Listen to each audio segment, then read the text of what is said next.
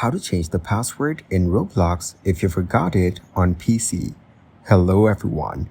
In this video, I will show you how to change your password in Roblox if you forgot it on PC.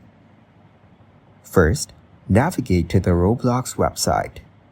Now, enter your credentials to log in to your account.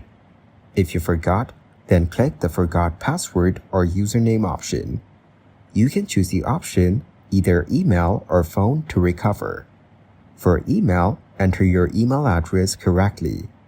Then click the Submit button. Next, you need to let them know that you are a real person. After that, click the Solve Puzzle option. Use the arrows to match the direction of the given images.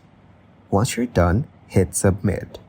Lastly, open the Gmail website and go to the Mail from Roblox. Here, click the Reset Password button. It will direct you to the Roblox site, so choose your account. Finally, create a new password and make sure not to use the old one. Thank you guys for watching this video. Hope you got some value.